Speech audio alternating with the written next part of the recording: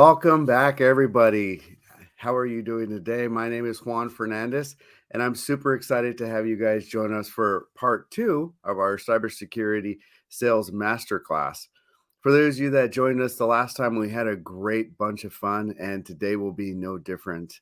Today, we're going to be talking about something near and dear to my heart, which is going to be something very, very much different than what you're used to hearing.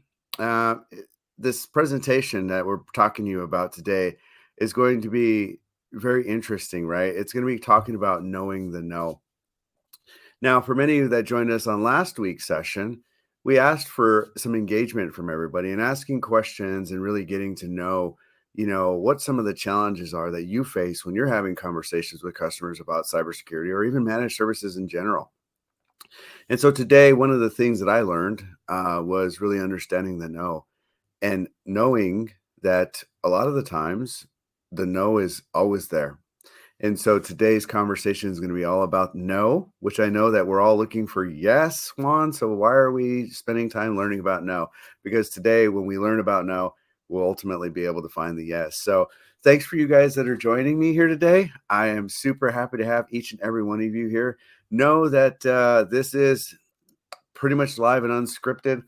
So we're going to open up the chat. We are going to publish the chat here. So you guys that are out there want to make sure that you guys are commenting. So for those of you that are here with us, why don't you tell me where you're from? Let me know what's going on in your world. Happy to have you here joining us. It's super fun to see you all.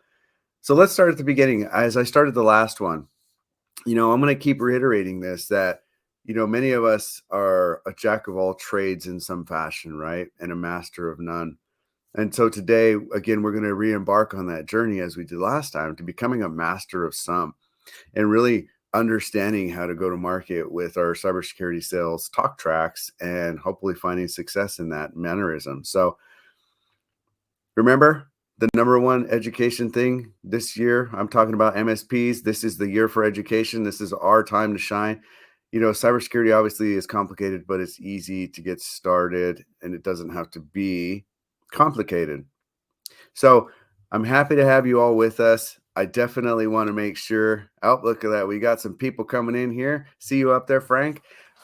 So definitely engage to win today. Like I said, I'm turning the chat live today. So just know that good housekeeping rules, your name is associated with whatever you say up in my house. I appreciate that you guys are here. So any comment that you say will be displayed live for the studio audience and for everyone that's joining us live now and in the future. So be on your best behavior. And for those of you that are out there, definitely make sure that I want to make sure you're engaging. So today's best question is going to win a prize because I'm going to be asking some questions. Today's best comment in the chat is going to win a prize. And today's most active engagement is also going to win one of our pre-release t-shirts. I can promise you, Britta has something super special coming out soon. So you guys are going to want one of these cool shirts. So let's dive into this. One of the things that we're going to cover in our cybersecurity masterclass today is we're going to be going through some stuff.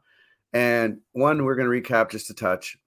Number two, the process. Number three, the understanding. Number four is engineering around the no. And then number five is steps to success.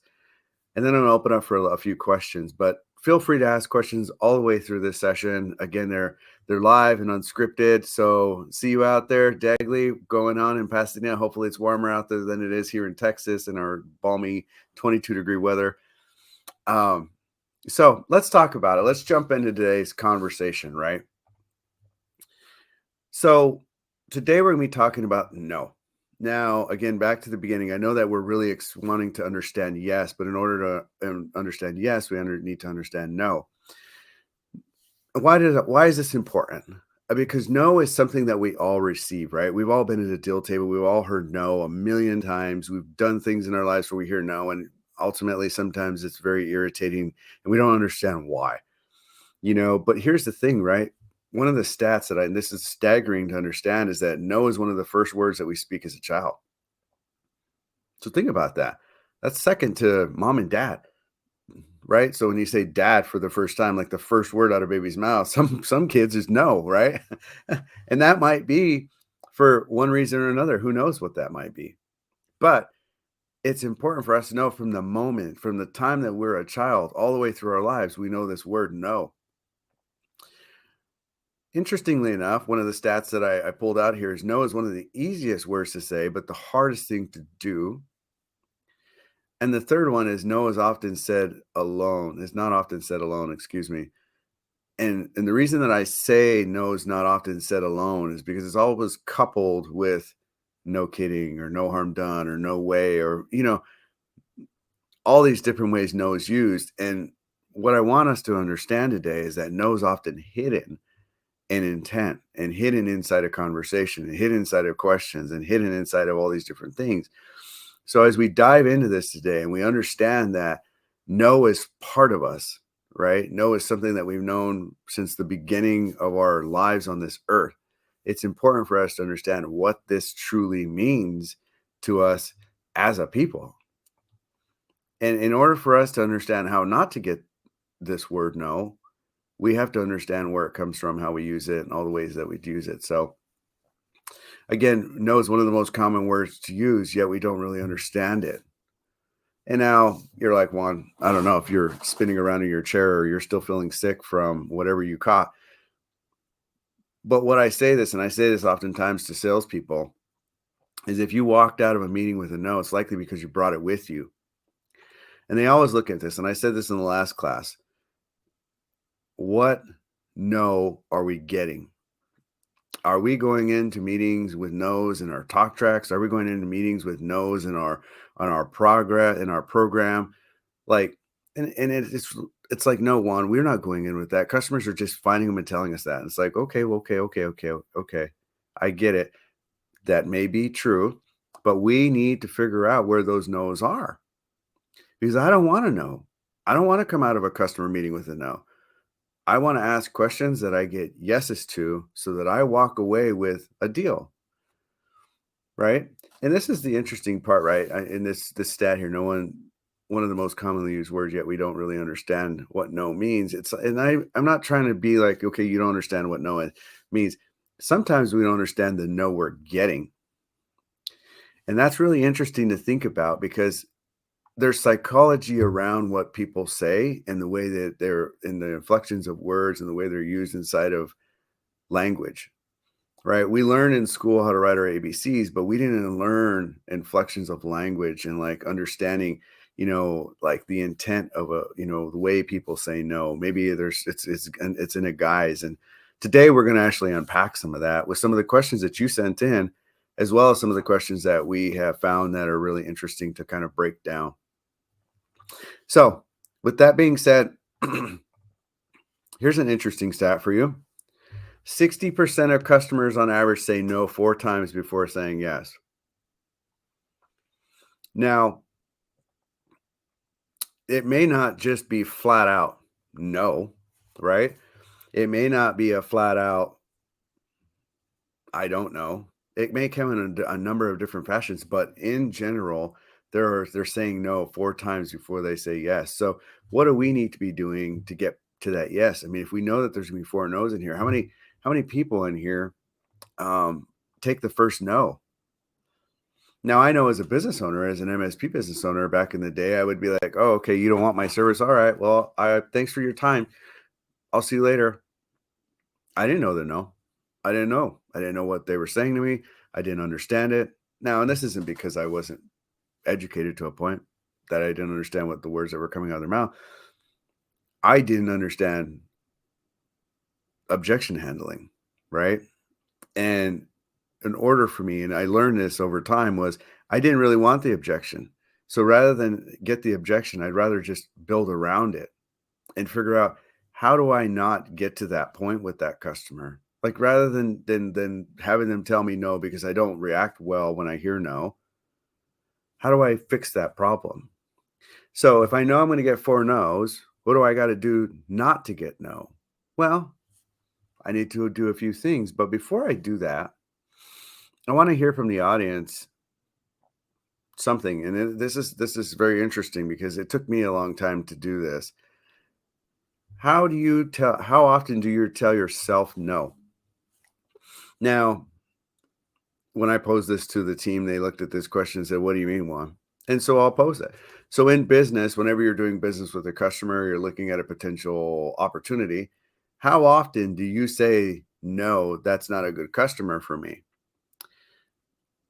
How many, anybody in the chat, like, is that something that you can, like, that you guys feel comfortable commenting about, saying, oh, I do this at least once a week where I say no, or, I have to say no to projects or services over time, with customers because it doesn't fit our ideal client profile? I'm curious. And I say this because it took me a long time to say no, right? When I was first starting out, I said yes to everything. And that's how I built my business, right? I let the way I thought about it was the customer is going to tell me what they want and I'll do whatever they say because they're going to pay me some money. Well, that works out for a little bit of time, but that doesn't work out as a business plan. We can ask our customers what it is they need, but when they're telling us, you know, that this is what they want and I need you to do all these different things that you don't have skills in, then there should be a moment where we stop and say, "Oh, I can't do that." But like me, when I first started out, I actually spun up new companies to support that business, right? But in the second version of the business, I had a firm no. I remember the longest email that I ever wrote to my entire company was who we weren't. And a lot of who we weren't was what we weren't good at. So I was saying no to the staff and to everybody that was going to ask those questions. No, we don't do that. Right. And so it's interesting, when you think about this, when you're having conversations with customers, you have to be thinking about no before you even walk into the door. Like, it's like, I know a lot of us will hype ourselves up on the way to the deal table. And it's like, man, I'm going to go in and get this yes. And I'm going to make this happen. And I'm going to do all these things. And then we walk out with a no. We're like, man, I don't know what happened. I was so sure that was a deal. And I think that it's interesting when you think about that because we can oftentimes just forget all about the chance that there was a no included in the yes, right? And so the first no belongs to us. Now, I mentioned a moment ago that if you go in a meeting and you walk out with a no, it's probably because you brought it with you. And I would say that to the sales team all the time. Well, some of that was because we didn't pre-qualify that customer right. We didn't even know if that was the right customer for us. So when we ran into that deal, like, I got somebody that said, IT, let's go and talk to them right now. They're ready to sign a deal. They said they needed IT. We get there and they need a Wi-Fi installation for a city. And it's like, well, we don't do that. So that was a no that we should have said before we walked in the door, right? So there's some things you got to ask yourself on this when you're thinking about your conversation with your customers is this the right kind of customer for us? Are they the type of customer we're successful with? Do they fit our ideal client profile? And do the customers match up with our offering, these customers that we're talking to? Will we need to do anything that supports the customers that's outside our offering? Like, are they just wanting projects or they want to break fix? And I'm trying to run a managed services organization that's just an MRR style organization.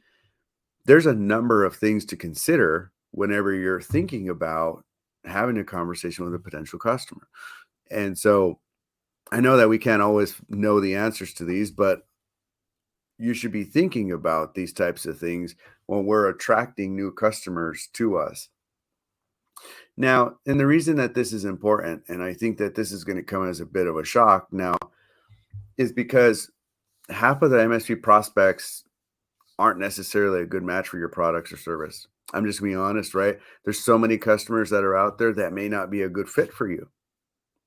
This takes a lot of diligence. This takes a lot of grit. This takes a lot of determination to try to figure out the right customer for you. And I know that for many of you that are joining us today, you're having a conversation with somebody and you've had a number of them. And it's like, man, I probably had 5,000 conversations this year. And I think 2 of them have maturized, right? And it's just the way things are, right? This means that, considering that most of the customers aren't a good fit for you or a majority, because we can't win every deal because they have all kinds of different kinds of needs. And based on our unique, service delivery model, they may not be a good fit, right? But that's okay because you don't have to close a deal with everyone you encounter. So don't get down on yourself. I remember thinking to myself back when I first started, maybe this isn't the right kind of business for me because everything that I'm doing and everything I'm saying isn't working. Well, it wasn't working because what I was telling them was way too much. I was telling them way too many technical things. They didn't feel comfortable because what I was saying to them was a completely different talk track than the kind of business that they were trying to run. I was talking tech to them. And this is where I think it's really important for us to identify the kinds of prospects. It took me a long time to figure out to really highly qualify a customer before I actually really went all the way in and saying, okay, yeah, we got this deal. We're going to go in and move forward with it. It wasn't that they said IT. I asked a number of questions that led up to the chance for me to do business with them. And that's where I think it's really interesting. And it's hard for us to do that, but you have to make sure that you focus your time, money, and effort because, again, as a business owner, many of you are operating your sales and marketing campaign under your own roof. And you're doing that as a single business owner. For those of you that are bootstrapped, that are just, that you're the sales and marketing engine for your business, your time is money and effort. And so one of the things that you want to make sure is you're properly qualifying those customers before you get to the deal table because it's time. You could be missing out on opportunities that are ideally fit for you. So this takes time to figure out what kind of customer is the right customer for you. So there's a resource that we're going to give out, and it's one that I created many years ago called the Value Visualizer. And the Value Visualizer kind of talks about who you are and what your unique go-to-market strategy is and your unique IP and what this is. And so when you're asking customers, like, is this the type of company you're looking for? You can identify who you are. And if it's synergized, then it's good. And if it's not, then okay, well, hey, I got to the know really fast, and that's okay. The best thing we could do is get to knows really quick on this, right? We don't want to be spending a ton of time on knows and kind of trying to pound that square peg in that round hole. So the process for understanding the know is important. You have to ask yourselves, do we know the knows that are buried in our talk tracks? So, here's the one that I think shocks most people, right? Because you're like, well, one, I'm asking questions that matter to those customers. And it's like, sure, okay, I like that. That's what matters to that customer. But do we have an answer for that problem? Do we have a solution that solves that particular pain? That could be a no, right? And so it's interesting as I hear it all the time. I'll get people that will go out and I'll listen to their sales talk track, and they say, okay, I'm going to ask the customer a series of questions, and then I'm like, what relevance did that question have to your offering? And they're like, oh, well, it's a great talk track right now. People are really buying it. And I'm like, yeah, but you can't solve anything with that question. Like, you don't have an answer for it. So it's interesting when we ask questions that we don't necessarily have an answer to. And that's where the first no happens because customers can see that, right? They're like, the best one, I think I mentioned it the last time we were talking, is let me get back to you on that, right? So it's like, why did you just ask me that question if you didn't have an answer to it? You know, and I see it happen often, and a lot of times you'll see it with salespeople that are first getting started here, and it's really interesting when you see these types of things happen because it's like, okay, well, maybe we got something that we need to retool on our internal processes that help empower our people to be successful. And this is where it's really important for us to break this down. And I see some great stuff coming in here, Corey. Yep, definitely 100%. We're coming live. Wes, good to see you, brother. And thank you for joining. For those of you that are looking for some cybersecurity tips and tricks on kind of getting into the space, Wes Spencer has something super special over at Empath Cyber. Go jump over and see him over there. But let me ask you guys a question in the chat. What are some of the ways that you're engaging with customers when you hear no? I'm curious. So when you guys hear no, like, what do you do after? Like, what's your immediate gut check response when you hear no?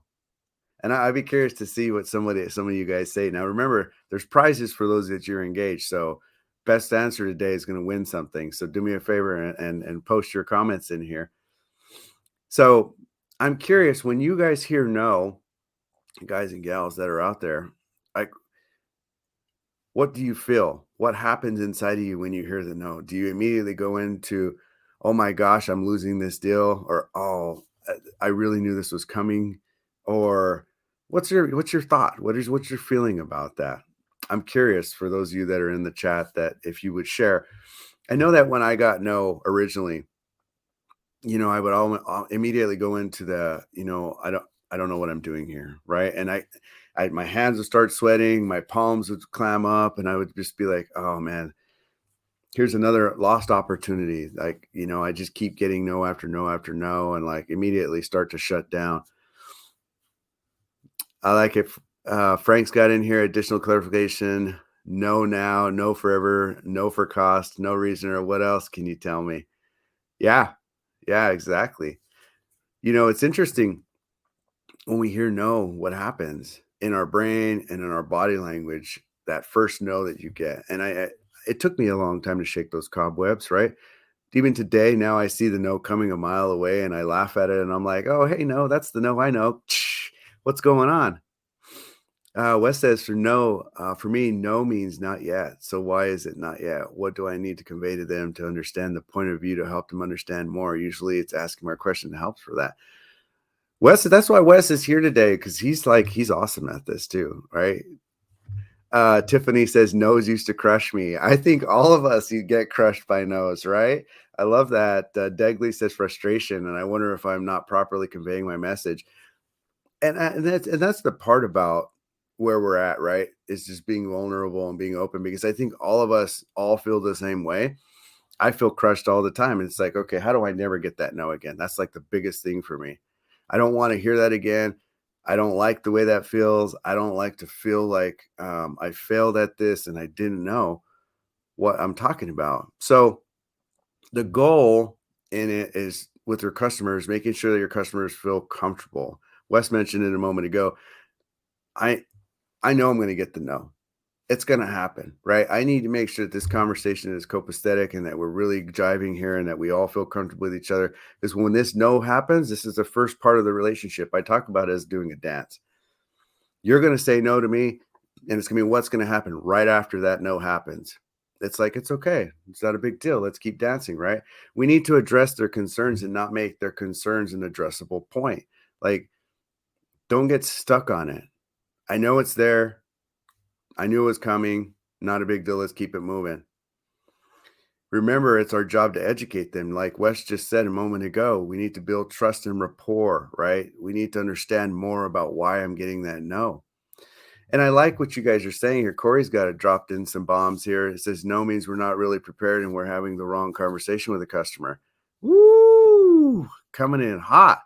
We also got somebody else here popping in. No's or rejection is just redirection. I like that. You're 100% right.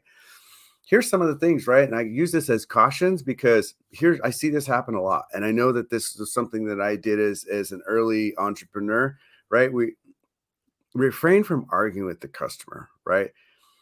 Oftentimes when we hear no, we can get really defensive. And it's like, oh, not again. Look, you just don't know what you're talking about, customer. Like, I know what I'm talking about. I went to training and certification. Like, I'm telling you, you have to do this. And it's like, you have to be very careful here, very poison your approach, because the second that you bring up your volume and you change your tone, your body, your inflection, your words, your language, your squintiness of your eyes, they can see it, right? This is a dance. Like, I need to know I'm comfortable with you. So refrain from arguing with them, even if you think it's in their best interest. It'll shut off communication instantaneously. You will have won the prize of no if you step on that landmine. Secondly, refrain from using elaborate words to describe solutions. Customers need it simple and easy to understand. Corey, you're right on the money where we need to have a different type of conversation, but we also need to make sure we're using words that mean something to them. One of the big ones is losing the lingo. Many customers, they really don't care about why their Wi-Fi and their LAN is saturated due to a SIM flood, and it's a likely result of a man in the middle attack. Like, they don't care about that. What they care about is, how is my business going to be impacted by these changes, and what improvements can I expect? What's the return on investment that I can expect from my technology today? These are what's really important, right? And again, Corey, to your point, I think that's where it's at. And also the other chat there, redirection or rejection is just redirection, and you're correct. And so as we dive into this a little bit more, I want to kind of talk about this, because here's one of the other landmines that we step in, and it's fear sells. And I want to be very careful about this because as much as I've seen this as a tactic in the space, I want us to be very careful about this. Um, because what this does to customers, and again, it's not just us doing it, the media is doing it. They're promoting all these attacks and these hacks and these alerts and all these different types of cybersecurity incidents as fear, right? And I'm not saying they're doing it intentionally, but there's kind of some inflection. You guys can hear it in the way they position, the way they tell the story. There's this impending doom coming from this situation that desensitizes customers to the conversation of impact, right? So need to think a little bit about the no's that we're going to get that are coming from external sources. So like where we feel really confident on the fact that, hey, this is a really big deal and you should really pay attention to it. They're like, I'm okay with it. And actually, you know what? As a matter of fact, I'm all right with accepting the liability of it as well. And that this is the thing, right? Because they've come to terms with the risk early on from outside sources, and they've had to ask themselves the same question: am I okay with this situation being the way it is, not doing something about it, yes or no? Again, back to if they're asking themselves a question about do they yes or no, they did, and they accepted it, right? And so when you come in here and you're like, all right, so here's the thing, right? Cybersecurity is one of the biggest hot topics in the industry, and you should be doing something about it. And if you're not, your business is probably going to close tomorrow. They're like, eh, I guess so, right? And so you got to be really careful about using fear tactics here. And I know that this often has been communicated in a number of different ways from a number of different vendors, and I get it.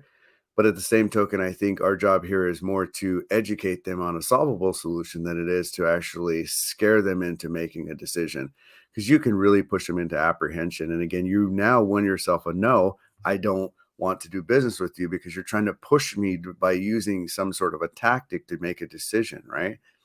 So remember that when you're thinking about this and you're having your conversation with your customers, be very open about the conversation and try to stay away from trying to push a customer, right? I mean, educating a customer is one thing, but pushing them using a tactic is another. So be careful here. And so one of the things I want to talk a little bit about is engineering around the no and why it's important. The goal here is to acknowledge that we're going to get the no. I've mentioned that a number of times. Every one of us here inside this chat is either petrified by it or has been contained by fear for a number of years, trying to figure out how we can stop it. So here's some of the questions I want us to ask ourselves. And I think you should ask yourself this every single time you're thinking about creating a talk track or having a conversation. Is this a common no? Because you know you're going to get a no. So what's the no you're going to get? And is it a common no that I get? And if so, how do I engineer around that no so I don't get it? And if I do know I'm going to get that no, I should embrace it. What kind of no is it that I'm going to get?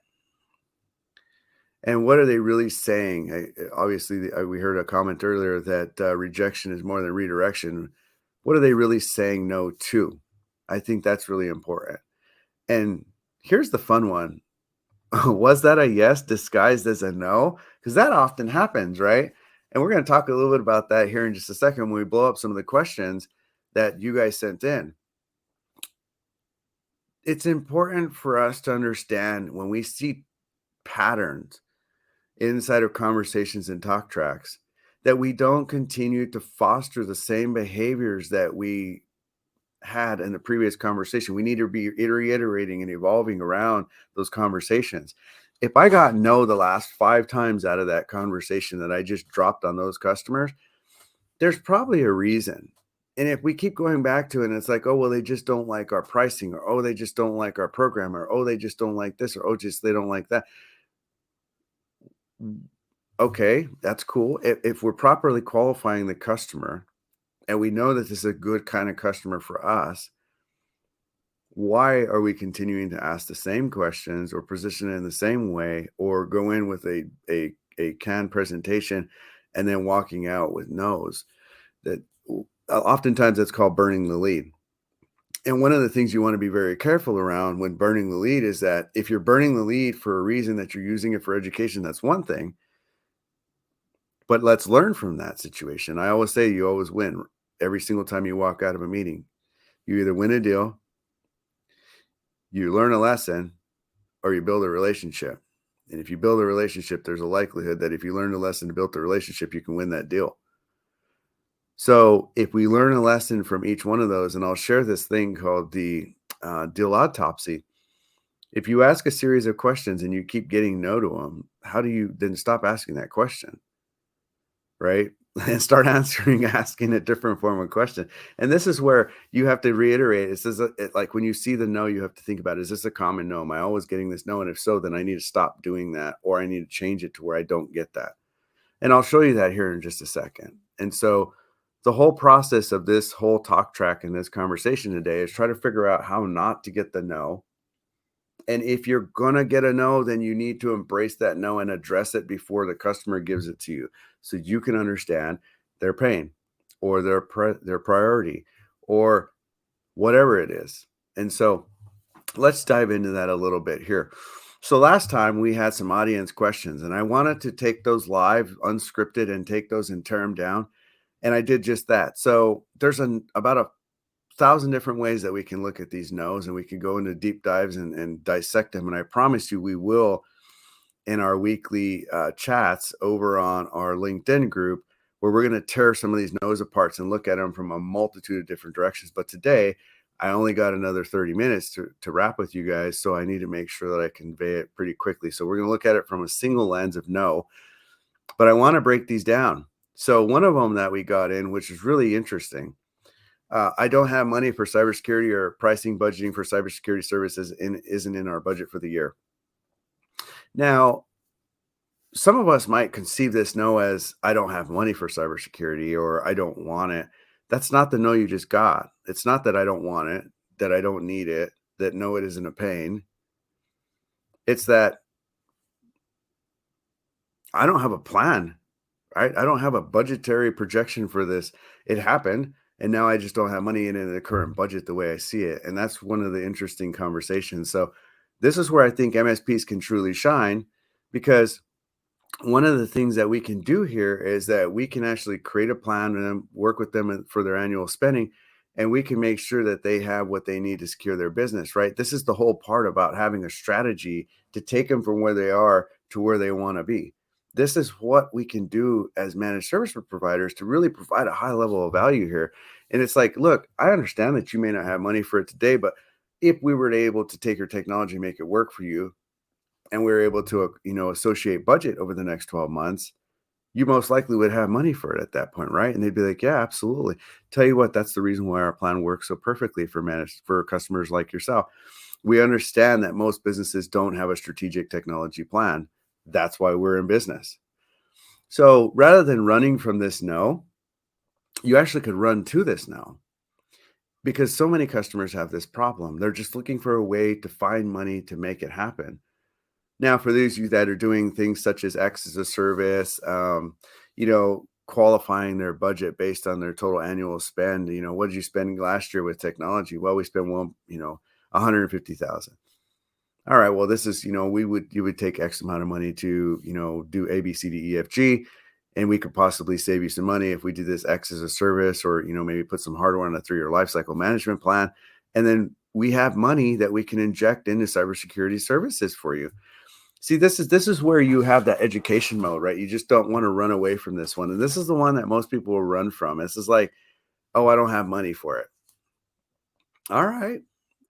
It's not that I know you need it. So it's not like you're not going to make money for it at some point, because every business has to have it.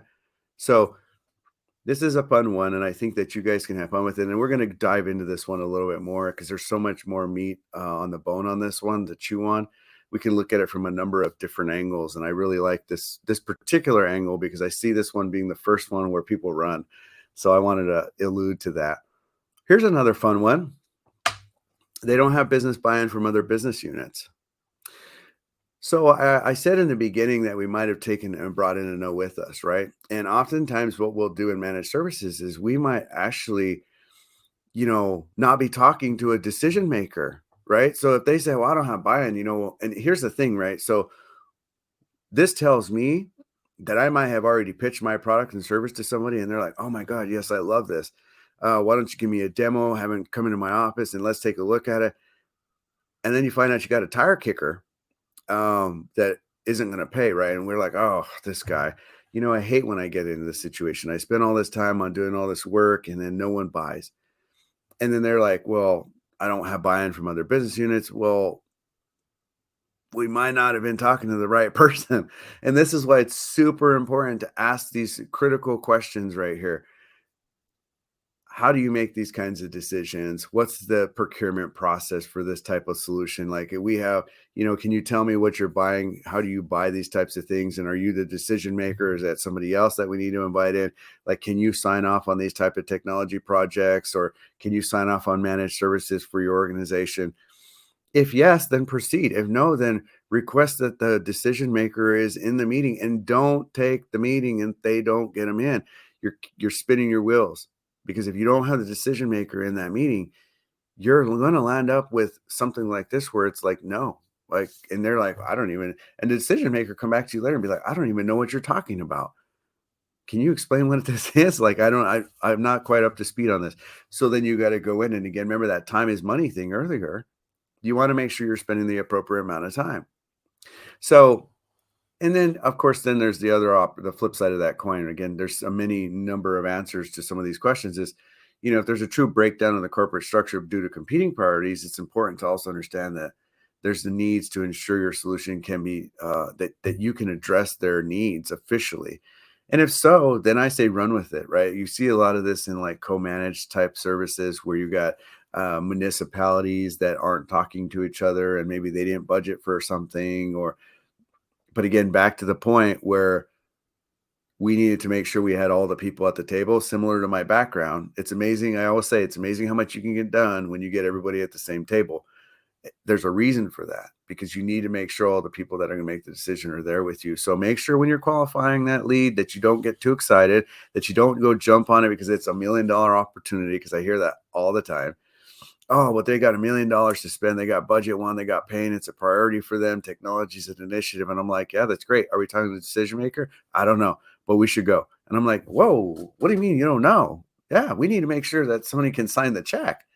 Like, I don't want to spend my time talking to somebody that can't sign the check, because you know what's going to happen? We're going to do it again. So, real caution here. This was a fun one. We're going to dive into this a little bit more as well, because I think there's more angles on this one. So, let's talk about this one. It won't happen to me. We already have protection that covers us and it's adequate. We all know that that's not true, right? But be cautious here, because just like I told you a minute ago about fear and fear selling, we could go into, well, hold on a second. Inside of our talk tracks that we created, there is this particular scenario where we actually have a conversation to go back to the education role. It's important that you understand that. Because they're saying that they don't understand that there's a concern, but even if there is a concern, they're willing to take a risk. Again, back to the fact that they made a decision when they heard it on some sort of a newscast at home, where they're like, they're sitting down for, dinner or their evening, and they hear this come out and they're like, yeah, maybe I should be concerned about that, but it won't happen to me, so it's okay. And risk accepting people will do that, right? So you want to be cautious here, and ask yourself, is this a no that you should be giving to yourself here? Because if you got somebody that's willing to take the risk, you need to be careful. You may not want them as a customer, and you know that they may say yes to you. You know what I mean? And they're like, well, you know what, the cybersecurity stuff, let's just go ahead and take that off the table for now. A, we can't afford it. B, it's really not that important to us. C, nobody wants our data. D, and you're just like, oh, okay, yeah, it's cool. No worries. At least I get a little bit of money, time, and effort. There's two sides to that, right? And I know I'm going to get some flack for this, but yes, sometimes it's meaningful to say, no, I'm sorry. This is a hard line in the sand. I really need you to have this. And then there's a time where you say, yeah, you know what? It's okay. Let's come up with a strategy and a plan to get you there. You need to be cautious of both of those. And I know that Wes talks a lot about this, and really accepting that liability. And from an insurance perspective, you need to know what that limit and liability is on your business. So just be careful about that. I want you guys to think about this question. Is the money worth it to you? Is there enough money from this customer coming in that if something happens that you can offset that liability? Things are getting serious on this particular note here. So do a pulse check. Make sure that this is something that makes sense for you. And I want to dive into this because we can have a lot of fun with this particular question because there's a lot of schools of camp here. There's the old school, there's the new school, then there's like this emerging compliance school. So there's a lot of different points to take on this one. So it'll be really fun to have that conversation with you guys inside of our LinkedIn group. Mike says, I feel like fear is the reason why the right questions don't get asked. It's interesting. I like where you're going with that, Mike, because you're right. Many customers don't want to know there's a boogeyman, right? And for all intents and purposes, all of us can say, I know you may not think that you have a problem, but you probably already have been hacked. That's pretty eye-opening when you think about it, right? But that's something we may not want to say. And you're right. I think a lot of them just don't want to admit that they know they have a problem. But here's the thing about what we have to do. We have to make them comfortable with them, making them feel like they have the opportunity to have that conversation with us. We need to address their pain. We need to understand their priority. We need to go ahead and move forward with those things so that we can make them feel comfortable with having that discussion. Once they do that, I promise you, it unlocks Pandora's box. They open up, they tell you everything. They share their fears, they share everything. It comes full circle. So I like that, Mike, and I'd love to dive into that with you in the chat and our LinkedIn group as well, because I think that that's a really great thing. And to your point, I love the segue that you gave me there. We need to make them feel comfortable with change, right? We understand that this world is changing underneath our feet. The sand is eroding like the hourglass of time, right? It's moving fast, and it's just a matter of time. Regardless of what we all want to think or the position that a customer wants to put themselves in, we must have cybersecurity services. We must have best practice implemented in our business if we choose to stay in business, right? And so that's our job, is to educate them on how we do that. And I think it's really important. And I'll say that this will be my whole talk track for all of 2023, that we are the educators, managed services providers. We are the ones that are supposed to be teaching our customers about these things, because there's no one else that's going to do it. And so if you want to gain that traction with your customer, make sure that you're doing those things. So let's talk about some steps to success here. One of them, the first one, we started off last week. We started off by asking a lot of questions. We really want to understand what's really important to the customer. It's essential for us to understand what motivates them. In order for us to kind of help them move forward, we need to understand the ways that they want to be handled, the way they want to be communicated with, the things that are that they're willing to share with us up front. We want to understand all those things by asking those immediate questions. Step 2 is identifying their budget or their spending. Now, I don't say come out, and I know a lot of people do this and they're like, hey, so like, do you have money? What's your budget for this year for technology? I get that, but there's a lot of ways you can ask that. Obviously we know technology is important for us, and I'm curious, how much you guys spent last year and what you guys intend on spending this year. It's a question that we all have to try to figure out, because our program isn't free, so there's a number of different ways. And for those of you that want to jump over to the LinkedIn chat, I'll give you a number of different ways to position this talk track when you're talking about money, because it's always the most delicate of situations. And I used to do it a couple of different ways, and I still teach this, up front, just to kind of cut to the chap. I'd say, you know what, hey, we got a flat rate program and it's about X per seat. How does this sound to you? Should we still talk, or should we be friends? I want to get to the know fast. Like, if I feel like this isn't a customer that is going to be able to afford my services, I don't want to sit here and waste my time. Remember, 50% of them that may come in the door, we may not be able to do the deal, right? If it's too expensive for them, the smaller the customer, I say this all the time, the smaller the customer, the bigger the dollar. And they want the value for that dollar. I mean, as a business owner, I'm sure most of us frame the dollar up on the wall, right? It's like, oh, it's my first dollar. And that dollar was huge. It's like, oh my God, this is like my whole life right now. It's $1. Stick, you know what I'm saying? 99, 100 pennies. It's the same for every business owner. Time is money, and money is time, right? And so each one of those things are very important to a small business. So if you're talking to a customer that's too small for your offering, you need to know right away whether or not they can afford it.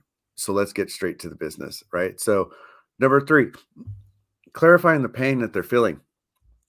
Asking a lot of trigger questions around what's important to them and what hurts. Again, back to those that you were with us the last time I talked about it being a doctor.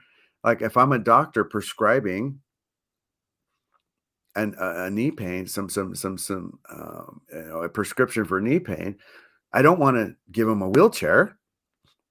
They may just need an aspirin. They may need physical therapy. These are the types of things we have to be cautious about when we're understanding. We need to ask more qualifying questions. Wes did a good job of saying that earlier.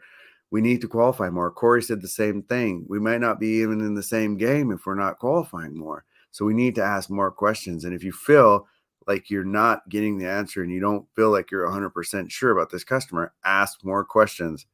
There's nothing wrong with that. We need to confirm after we ask questions the intent. And here's the part that I think we walk past a lot, and that's asking for the deal. I get this all the time. I've even heard salespeople say, so all right, sounds great. We'll go ahead and get back to you in a couple of days, and then we'll go from there. Okay. I thought I thought we were gonna do a deal, but now you're gonna get back to me. Okay, well, that sounds really odd. I thought we were having such a great time here, and then all of a sudden you just went away. What happened? And then you give them time to think about it, and then you give them time to deliberate. And we're gonna talk about this in our next session. It's called the soft close technique. Whenever we go into a conversation with a customer, the first thing that would come out was, "Hey, look, here's our program, here's our process, here's exactly what you should expect, and then at the end of this, we're going to go ahead and move forward. And if you like what you hear and we think we're a good match, then we're going to go ahead and move forward and get you set up so that we can onboard you in the next 30 days." Does that sound like a good plan? Again, back to making sure that my time is recognized as a priority just as much as theirs. If I'm not here to close a deal, then I should be telling myself no, right? So when you think about those types of things, you want to be very deliberate about it. And I'm not saying now there's some of these talk tracks that I'm giving to you are very short, sweet, and simple, but they're really quick conversations to get to the know really fast. Sometimes you need to tell yourself or find the know really quick on whether or not this is the right kind of customer for us. And if it isn't, it's super cool. We learned a lesson. Hey, we can be friends. Let's talk about something else. Like, hey, do you fish or do you boat? Do you race cars? What do you do? Like, we're going to be friends at this point. Hey, do you know any friends that might actually be looking for a service like mine? I'm asking for the deal, whether I'm getting a deal with them or with somebody else. And I think we have to be very deliberate about that. And we need to make sure that when we're getting ready to close a customer, that we say, so if this all sounds good to you, then let's go ahead and I'll get you a contract over or have one with you. I used to carry one with me every single time I went anywhere. I had one in my pocket, in my binder. I had it ready to go. I could ink everything right there on the spot. And so you want to make sure that you're ready to close a deal. Don't walk in there because you'll end up with a no if you wait too long. It's like, no, you didn't follow up. Or sometimes we get busy and we don't follow up. So number 5, recap how your offering meets all of their needs and equals success. One of the things that we often do is we get really excited after we close the deal. And we're like, oh my God, yes, I got a deal. And like, hey, we're going to go ahead and get started. We're going to do all these things. We're going to get all this stuff. We're going to be super great for you. And we're going to have all these wonderful conversations and we're going to be best friends forever. Awesome. Little much. I'd rather go over what exactly it is we're going to accomplish, right? And that's what business owners really want to see is like, okay, yeah, we got through it. Don't make it awkward. Don't make it a point to make it weird. Like, let's go ahead and do the thing and let's go ahead and move forward, but do what you said you're going to do. Last time we talked about the stage of 5 steps to success on the pre-sales follow-up, and that's being deliberate and following up. Let's make sure right here at the table that we follow up and say, look, here's our process. We're going to go ahead and onboard you within the first 30 days. And then on the 31st day, we're going to go ahead and start it on your projects. And then we're going to go ahead and on your projects, we're going to go and do ABCD project first. And then on the 90th day, we're going to go ahead and start implementing cybersecurity services for you. So this is our program. And now know that we're going to come in and do all these things. We're going to make sure that we take care of your end user employees and that we're going to keep moving forward. Like, these are the talk tracks customers want. Like, if I just sign something with you, then the one thing I want to see is not you get excited. I want to see you do what you just said. And this is really, really, really, really important because the first interaction that they have with you, and I say we win and lose at onboarding all the time, is the first impression after the deal, right? And so make sure you're doing the right thing here and not getting too excited about it and actually jumping the gun. Because they can always come back and be like, hey, this isn't working out. Like, so let's talk about a quick summation scenario. So this is an eye chart, and I know, so for those of you that are out there that are still with me on this, this is a conversation, right? And I want you to kind of follow me on this. So I'm going to go through what we did in pre-sales, and I'm going to go through some of the stuff with Know the Know today. And I want you to think about what's happening here. So, hello, customer. It's wonderful to meet you today, and thank you for meeting me. My name is Juan Fernandez. I run a technology company here in town that works with companies like yours. Before I dive in, I'd love to get to know you better. So tell me a bit about your business. Going back to asking the questions that we talked about last time. They're going to tell me about their business. I'm going to ask you about how they got started. What made you start on this journey? What are some of the things that are concerning you today? But really, at the end of the day, how are you using technology in your business? Like, give me an idea what that looks like.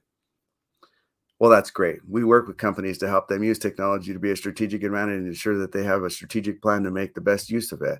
That's our program.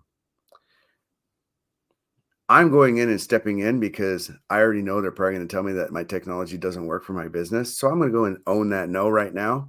And I'm going to say, don't worry, we have a plan for that because we make technology work for your business. I already know the no's coming. This is how I'm going to respond to it. The second no is, I ask it in the form of a question. What are some of the technologies that are working or some of the technologies that are not? I don't need to ask the question whether or not do your technologies work for you or not. I already know. The question is that I'm going to make technology your strategic advantage. That's the answer, right? This is what I'm doing here, right? So, number 3, we work with companies like yours, and we also see these types of issues. Some of the things that we can do for this is solve for this is X. And these are some of the problems that you solve for whatever this customer is, right? Obviously, price is more important. How important is price to you? Remember back to asking whether or not price is important to them, because here we need to understand, is this the customer we want or not? And are they going to pay for the services? So if price is really not an object and technology is more important to me, then I can say, huh, good, right on. I like customers like that. I'm glad that you find value in technology. The beauty of it is that we have flat rate pricing. So good news for you is that we have a solution to help you stabilize your technology spend. You need to know that price is a conversation and a no for every single customer in managed services, period, hands down. No one is ever going to come to you and say, I have unlimited funds for you to spend whatever you want. Like, it's not going to happen, right? And we all know that. So know that that's a no you're going to get. And this is back to the beginning. What no are we getting? I already know a price is a problem for everybody. Everyone has a problem with cost. It's not a matter. So let's endorse that. Let's embrace that. Excuse me. One of the other things too, and we asked this question the last time, was one place that most of our customers are concerned with is cybersecurity. Is that a concern for you as well? I need to understand whether or not they're interested in solving the problem. It's not a matter if it's a concern or not. I know it is. Is it a concern for you? Are you risk adverse or are you risk tolerant? And what is your risk level? And I need to understand that now, because I don't want to get into business with you and then understand later when I'm trying to help you implement cybersecurity products and services that you need for your business. And I'm hitting the road with, I don't want this because I don't think I have a problem. I need to know now. And this is where you inject, we have a comprehensive offering of services that address your concerns, and we can dive into it later and be able to talk through your needs. Again, this is going to come after your assessment, but you want to know up front. And one other thing is that ask for the deal. One final question, since it sounds like we're a good fit, would it make sense for us to plan to bring you on? When would it make sense to bring you on as a customer? Let's make sure that we know what we're doing. Like, let them know that you're in a deal here. We're in a sale. Like, if you like what I'm saying and you like the price and you like the product and you like the performance and you like the service, how soon are we going to do this thing? Let's get to the meat and potatoes. And then explain our onboarding takes about 30 days. So we want to make sure we plan according to ensure a smooth transition without disruption. And here's our process for that. We're going to talk about this next in the next session where we talk about the soft close. It's walking through your life, your whole customer life cycle management and your sales cycle and making them feel comfortable in all of it. And this is some of those talk tracks from that. So this is a little precursor. But let's talk real quick. How do we get there? I know that some of you out there today, this is a lot to digest. Some of it's really informative, maybe it's not. But one of the things is, how do we get there, right? We need to strategize. We need to understand the no by formulating questions that lead to your solutions first. Number two, ensure that you're explaining meaningfully your outcomes that your solution delivers. What do you do for customers? The value visualizer is going to help you out with that, but like you need to know that. And not only do you need to know, but the rest of your team, like you guys need to talk through that. Everyone needs to understand what your unique value is. And then build talk tracks that educate customers on how to improve their business. Like that's a huge thing, and so we want to make sure that we do those. Let's also minimize the risk, right, of getting the no, because the no that you might get is the one that you brought. Be cautious of tech talk, because that's a good no. Avoid fear tactics, because there's a good no. Ensure you're able to explain your value, because if you can't, there's another no. It's the no that I don't understand what value you bring. And refrain from asking questions you don't have answers to. A lot of questions we ask, hey, so did you see that new hack that happened, with Target? I sure did, and I'm really concerned about those types of things. Can you solve that problem? Not really. I mean, you couldn't stop the Target hack. I mean, you didn't have a customer, like you didn't have a relationship with them. Like, so like, why did we bring that up? And that's what I mean. Just be very cautious about using outward external influence to help illustrate or to bolster a conversation that might make it sound like you don't have a true answer. So plan for success. Do some research on the customer prior to the meeting, which I think is kind of table stakes. Identify the pain points for the customer in the similar industry. Use them as reference to make sure that they feel comfortable, that you understand their needs. We focused on a certain subset of customers for a period of time on purpose. We would take on manufacturing for a period of time. We'd take on healthcare for a period of time. And one of the reasons for that was we built talk tracks that were specific to those particular industries and verticals. Now, it doesn't sound like it's that hard, but you want to make sure that you're addressing the conversation and the questions. And as you're doing it and you go and talk with those customers, iterate around your process so that you can make sure that you understand some of the no's that you're getting, and then use some of those no's to help you build your program. So sometimes we had to burn the lead just to learn, right? Like, what am I going to hear? Like, I don't know. I've never been in healthcare offering cybersecurity services. Okay, cool. Go in and get blown up, and then come back and take all of what you just heard and say, here's where the no is. Here's where the yes is. Here's where the no is hiding. Here's where it should be. Here's how I get to the rainbow effect of the pot of gold, because I know all the no's that I'm going to get. And now I'm going to go in and have a different conversation. And that's what I mean by design your offering in a way that leads to success and helps them grow their business. Is I need to see that transformational component of how your program, product, or offering delivers success for my business. And so with that, I want to make sure we got an amazing resource that Britta is going to be sending out to everyone. Know that for anyone joining us here on LinkedIn, that our team is probably going to ping you. We're not going to hit you up. We're not trying to sell you on anything. What we are going to do is send you some resources from today's conversation. It's going to have our ebook from last week's customer talk tracks. It's going to have some more content from today from Know the No, our hack assessment, an invite to our LinkedIn live or a LinkedIn group that you guys can come over and we can have some fun talking about all kinds of different things.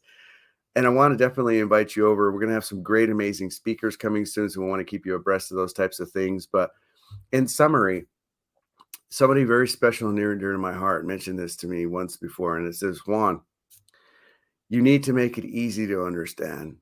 And if you make it easy for your customers to understand, it'll make it easy for your customers to give you what you want. And I wanted the deal. And I know that every one of us out there wants the deal. So I want to thank you all for joining us today. Thank you so much for participating. So know that for those of you that were in here commenting and having a bunch of fun with me, Mike, appreciate you out there. Thank you so much for participating, all you wonderful people that have been here today. I want you guys to come back on January 10th, where we're going to be talking about the soft close technique, and we're going to be walking through the framework for success on how to close a customer without trying to get a whole bunch of no's. And so I'm super excited to have you with us. I want you guys to definitely be having a conversation with us about those types of things. So jump over, have some fun with us in the LinkedIn group. Britta has populated the content here for us to be able to do the thing. You guys come over, enjoy yourselves with us, come learn a little bit with us, and come share. Live, learn, and give. As I always say, come back joining us on January 10th. And thank you so much for everything, for all of you that are joining us today. Have a great week, everybody, and happy holidays. We'll see you back on January 10th. Signing off.